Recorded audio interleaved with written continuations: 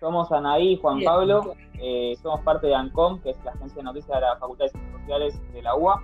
Queríamos charlar con vos un poco de tu película nueva, de tu mirada sobre el cine y un poco también del contexto actual del cine argentino. La película habla un poco también de ese universo, así que es interesante también ver Sí, cómo la está.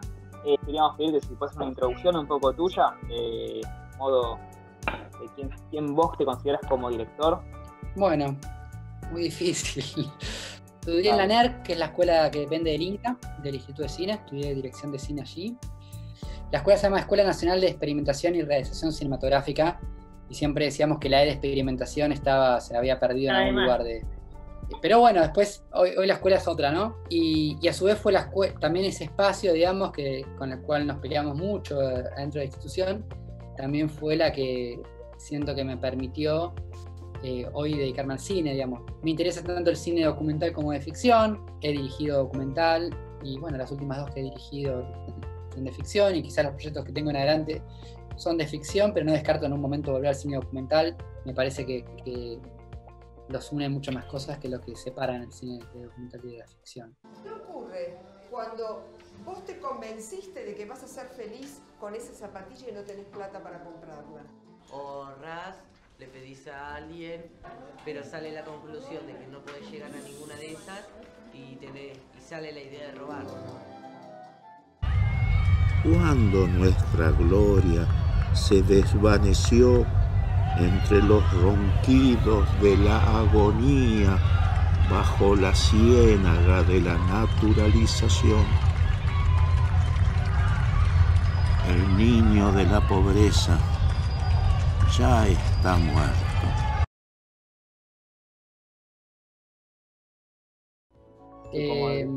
Creo mucho, digamos, en el trabajo con mis compañeros y mis compañeras. El cine es un arte colectivo, claramente. Para mí el cine, digamos, es una manera en la cual yo me aproximo a la realidad. No hago las películas, ni pienso las películas como una manera de develar mi verdad, no porque yo no tengo una manera de mirar el mundo, sino porque siento que es mucho más rico cuando el proceso de hacer la película es una experiencia transformadora, y a través de las películas voy, no digo develando incógnitas, pero por lo menos profundizando sobre ciertos temas y me hacen pensar sobre determinadas cuestiones. ¿Vos qué querías contar con la película?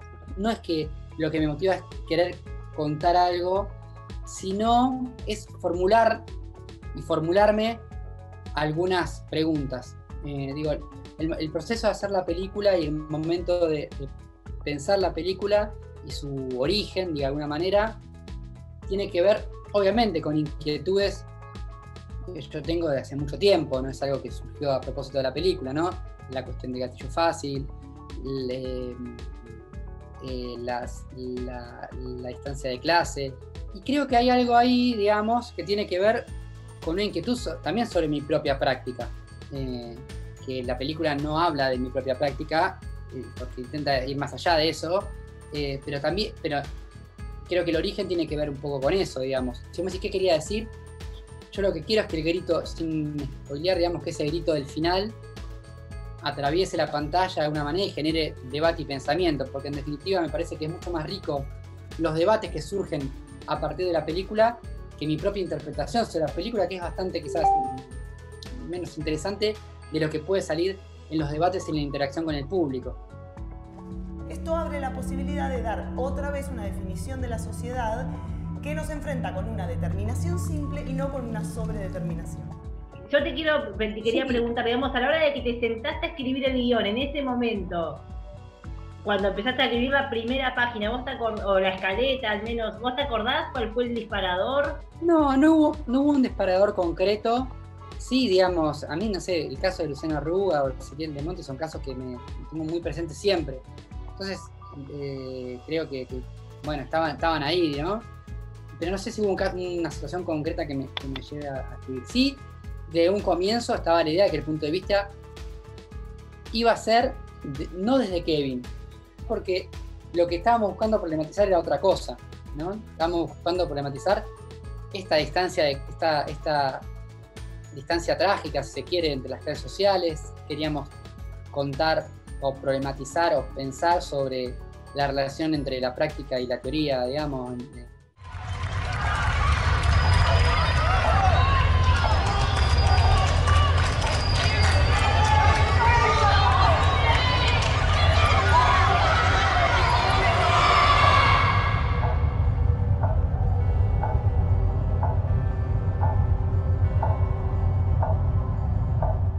Pibe Chorro, digamos, si bien termina con ese relato tan contundente de Mecha sobre el joven que matan ahí en la Puerta de Hierro, es una película que también elabora un poco los discursos, piensa un poco sobre el discurso de clase media, ¿no? Está todo el tiempo pensando cómo construir. Antes siempre decía que es una película que es sobre cómo se construye ese estigma, ¿no? Cómo se construye esa idea de pibe chorro. En un sentido digamos, creo que probablemente esta película, no sé si hubiese sido, o por lo menos no hubiese sido la misma si no hubiésemos pasado por el proceso de hacer pibe chorro. ¿Vos por qué elegiste el 4-3 como aspecto? Bueno, el 4-3 surgió un poco intuitivamente, fue una propuesta de Federico Lastra, el director de fotografía, que a mí en principio le dije, no sé, pero bueno, veamos, ¿no? Fue muy al principio tenía la idea del 4-3, como que había algo que le llamaba, pero intuitivamente, no me lo podía explicar muy bien. Y con Federico trabajamos mucho con imágenes, ¿no? Es como, yo muchas veces sé cómo quiero que se vea la película y eso, pero no sé muy poco de técnica de la fotografía, entonces la manera en la cual nos comunicamos es a través de imágenes, vamos viendo imágenes y pensamos y nos vamos entendiendo de esa manera. Y él de la misma manera me comunicaba lo del 4-3, ¿no? Decía, a ver, mira esta película, cómo se usa el 4-3, que eran maneras diferentes de usar el 4-3. ¿En qué sentido? En el sentido que el 4-3 tiene la capacidad, digamos, la particularidad de angostar, digamos, de hacerlo más cuadrada la imagen y en ese sentido dejar al personaje un poco más aprisionado en el encuadre, lo que lo vuelve un poco más agobiante. Pienso en momentos, por ejemplo, cuando escupe la empanada, ahí el formato 4:3 cumple esa función de un personaje que está como si, como no sé, pienso en el Super Agente 86 cuando se metía en algo que le iba encerrando así, bueno, como algo que la va como encerrando, pero a su vez también tiene la posibilidad de trabajar en profundidad, ¿no? Y para algunas escenas en particular había algo de las capas, digamos, es como que te permite mirar en eso, ¿no? En vez de lateralmente hacia el fondo. Y para algunas escenas en particular, digamos, más vinculadas a la cuestión más de género y eso, y en la casa en particular, eso también, esa dimensión del 4:3 más hacia el fondo también nos servía mucho. Ahí cerca de un baldío en tu casa.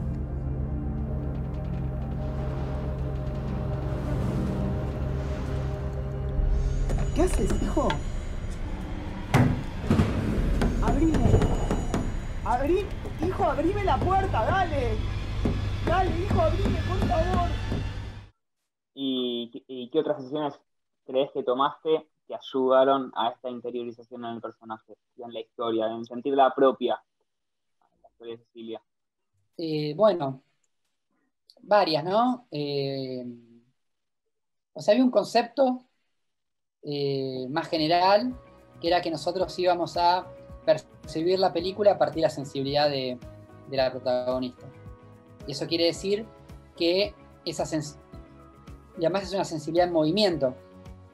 Entonces, lo que sucede es más radical, ¿no?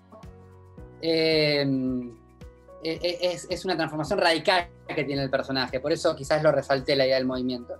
Es un personaje que tiene un cambio brutal y que eso debería verse en cómo esa percepción. Entonces la película tiene una estructura medio especular, medio de espejo, pero como de espejo deformado, vamos a decir. Entonces vos preguntabas en qué trabajamos eso, ¿no? Esa cuestión de la percepción. Pienso en los espacios.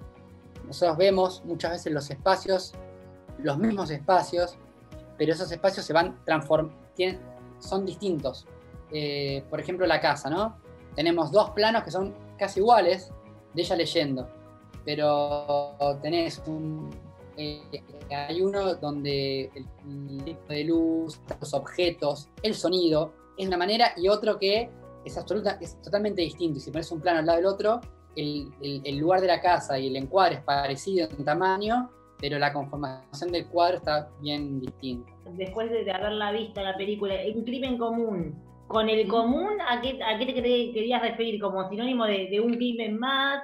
¿Como algo que uno a veces ve todos los días en un noticiero naturalista? ¿A qué fue el título? ¿Cómo lo pensaste? Me gusta el título porque tiene como tiene una doble acepción para mí, ¿no? En principio la película, el proyecto se llamaba Un crimen en común, que tenía como ya una carga medio de culpa por parte de moral. Claro, a mí no me ese título. Y después quedó Un crimen común, que me parece que tiene una doble acepción que a mí me gusta, ¿no? Que es, por un lado, esto que decís vos, ¿no? Algo de lo habitual que tienen estos crímenes. Un poco leyendo y todo, habíamos visto los datos de la Correpi, que son tremendos, digamos. Son más de un crimen por día de las fuerzas represivas del Estado, la mayoría jóvenes y bueno, el 99% pobres, ¿no? Entonces hay algo habitual, hay algo común, hay algo que sucede todos los días. Pero también el origen en realidad del nombre proviene de otro lugar que tiene que ver con una cita que hace Gruner, no me acuerdo en qué libro, sobre Totem y Tabú de Freud, que dice que la sociedad es la cultura es el resultado de un crimen cometido en común. Como de cierto crimen original, digamos, que hay en la sociedad capitalista y que aceptamos como comunidad, digamos, que tiene que ver con esta cuestión de que hay pobres y ricos. Es algo que está en la naturaleza de este orden social, de este sistema. Entonces, esa doble acepción me parecía que era atinado, digamos, para la película. Y a su vez me parece un título que genera cierta intriga, ¿no? No es un título que te dice todo sobre la película y a su vez algo te dice, no sé, hay algo ahí que tenía el título que también me parecía interesante. ¿Cómo fue el proceso de financiar la película? ¿Cómo fue de conseguir el financiamiento, buscarlo, pedir al Inca? Tortuoso en un sentido, menos tortuoso que la peli anterior, digamos, porque el recorrido que tuvo la película anterior nos permitió acceder a una vía de subsidio que para una ópera primista quizás no es más difícil. Entonces, por un lado eso, la película que hicimos a través del Inca, y después conseguí, tuvo una etapa más difícil, una película un poquito más cara quizás que La larga noche. Y entonces teníamos un coproductor brasilero, con el cual aplicamos a Ibermedia, que es un fondo iberoamericano, que se presenta siempre en coproducción entre dos países de Iberoamérica. Y ahí estaba todo bien, ganamos Ibermedia, que es bien difícil y estuvo buenísimo y no sé qué. Pero parte de la financiación brasilera se complicó mucho porque llegó Bolsonaro al poder. Y Bolsonaro cortó todo en Brasil. Todo. Entonces, toda una plata, y salimos a filmar creyendo que teníamos una plata que después no teníamos. Entonces eso fue bastante complejo y difícil. ¿Qué opinás del poco tiempo que tuvo Puenzo en el Inca? ¿Qué sentís respecto a cómo estaba anteriormente y cómo se viene ahora? Veníamos de 4 años de una gestión pésima, en sentido, como toda la lógica del gobierno anterior, tendía a la concentración, ¿no? Es decir, a que las grandes productoras tengan más recursos y sea más difícil para las pequeñas productoras, ¿sabes? Diciéndolo simplemente, digamos, sin entrar en detalles, pero se estableció un sistema de puntaje que restringía el ingreso, digamos, de nuevas camadas al financiamiento estatal, se dificultaron las formas de financiación, ¿no? Una cosa es la economía de una película, es decir, el dinero que te da el Inca, y la otra cosa es cómo te da el dinero el Inca. Entonces, si el Inca no te da el dinero para el momento del rodaje, vos no podés filmar la película porque no tenés espalda financiera. Entonces, la complejidad financiera también favoreció a las grandes productoras. Entonces, la llegada de Puenzo, en un sentido, y el cambio de gobierno también, lo sentimos como un decir, bueno, ahora, digamos, todas estas cuestiones que son problemas, vamos a conjuntamente encontrarle solución. Y lamentablemente nada de eso pasó. Esta gestión del Inca es una gestión muy ausente, es una gestión que lejos estuvo de acompañar al sector en un momento tan crítico como la pandemia. no atiende los problemas del cine independiente, en el sentido que no ha modificado ese plan de fomento que tenía ese carácter, digamos, tan restrictivo, que yo mencioné antes que de la gestión anterior. Es una gestión que no integra la perspectiva de género como parte de su programa de políticas de Estado, que a pesar de la insistencia enorme que hay, no solo de las asociaciones de género y diversidades vinculadas al audiovisual, sino de todas las asociaciones o gran parte de asociaciones, no incorporó medidas mínimas como puede ser el cupo en los concursos o los estímulos a los equipos técnicos integrados de manera paritaria. Es una gestión que desatiende totalmente la cuestión de la exhibición y del cine, que descuida los espacios Inca. Es una gestión muy mala. ¿Qué te permite la ficción a la hora de meterte, digamos, en el drama social y en querer visibilizar una causa, una historia que no te permite el documental? ¿Por qué elegiste en este caso para hablar de esto la ficción? Creo que en este caso lo que nos permitió la ficción fue poder trabajar la interioridad de ella, digamos, y seguir ese derrotero, digamos, a partir de su subjetividad, de una manera que quizás en el documental no hubiésemos podido de la misma manera, no digo que no.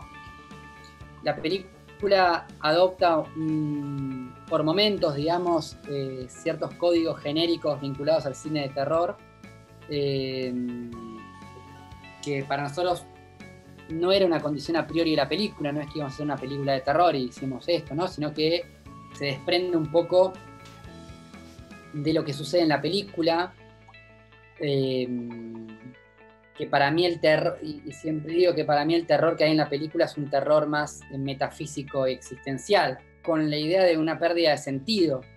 Creo que a lo que se afronta el personaje es a el derrumbe, digamos, de algo que ella pensaba que tenía muy claro, y que ella tenía una mirada del mundo y que ella habitaba ese mundo, lo podía aprender de una manera, y de repente eso ya no está más.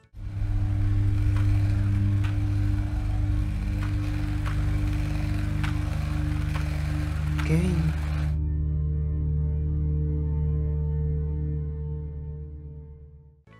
Y en esa línea vos tenés proyectos futuros, estés laburando, o algo que estés por preparar, tenés, ¿cómo te ves de acá a futuro? Más que nada con el tema de la pandemia.